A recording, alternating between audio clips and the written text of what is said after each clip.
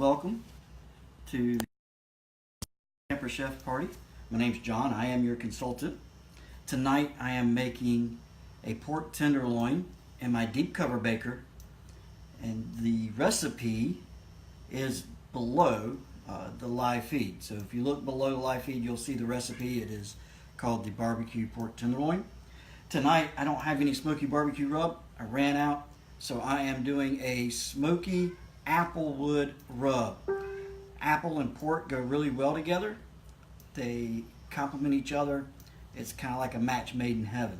So I'm looking forward to this. I haven't tried this before. This is going to be the first time.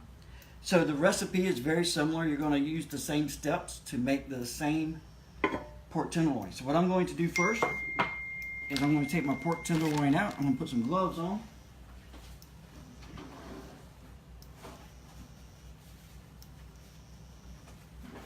Just because I don't want to have to stop and wash my hands, for time's sake, I'm just going to use some gloves real quick just to get my pork out of the bag. Oops, I guess I had already opened it.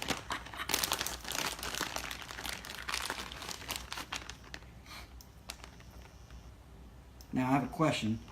How many of y'all remember this from a few years ago?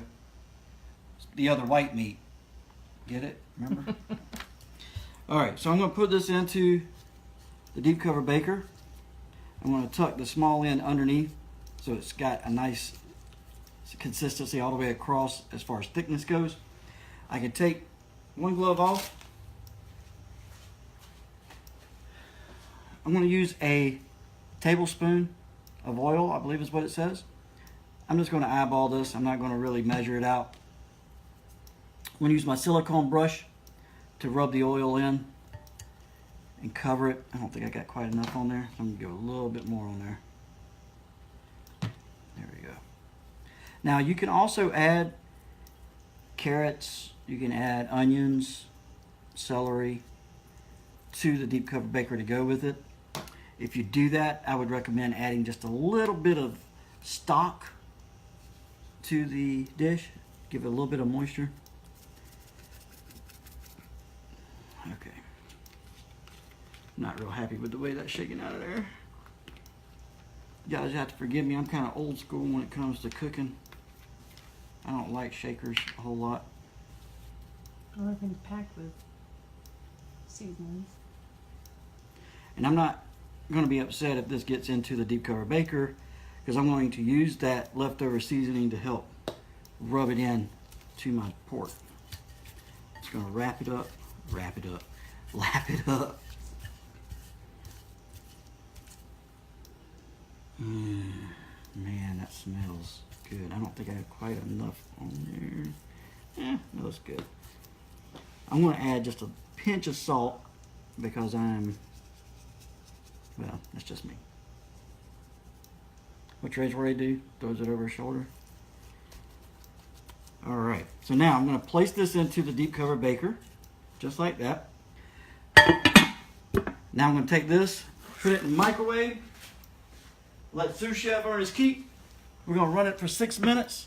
We're going to stop it. We're going to check it, see what the temperature's at. We're trying to get the temperature to 150 degrees, and then we're going to take it out and let it sit. Now, you don't have to cook pork to 150 degrees. It's recommended that it's cooked to at least a minimum of 140 to 145 degrees. They just recently changed that about a year or so ago. So a medium well pork, 145 degrees. We're going to go to 150 to 155. We're going to take it out. We're going to let it sit and rest in the deep cover baker with the lid on and let it get up to about 160 degrees. That's going to be a well done pork, and you'll be surprised at how tender it is because it's cooked in this thing. So let's go over here and let sous chef do some work.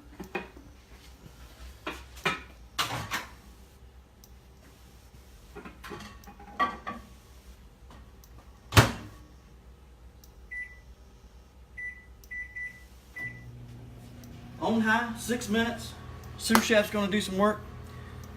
I've got cooking here also. I got some rice, I got some peas.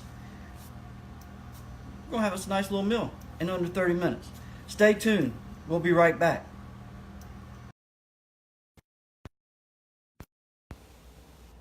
Hi, welcome back. It's if you've been keeping time, it's been about 16 minutes.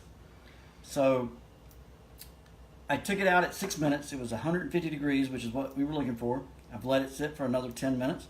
Now we're going to take it out and we're going to cut it and slice it.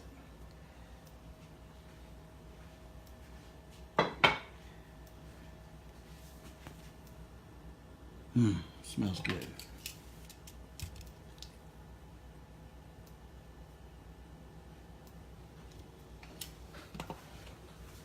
Better get that Holden slice.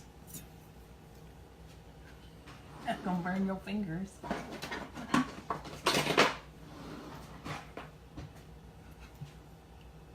Am I doing this right now? Thank you, producer. Here we go. If you want to burn your fingers, burn your fingers.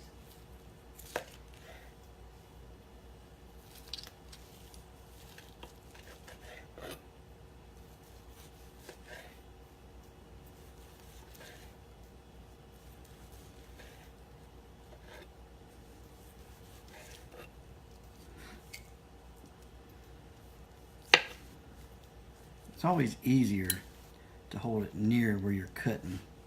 It doesn't matter what it is you're trying to cut. It doesn't seem to walk away from you. Now I'm using the utility knife. It's part of the forged cutlery. I believe it is 5 inches long, maybe 6. It's made from all German steel. It's metal from the tip to the butt. All of this is one single piece. It's contoured so it fits right in your hand nicely.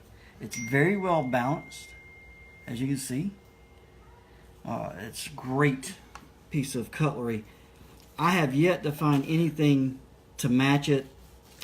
I used them in my culinary school. They gave me knives to use in culinary school, but I used my Pamper Chef knives, and my chefs were like, wow, that's nice. Look at how done this is.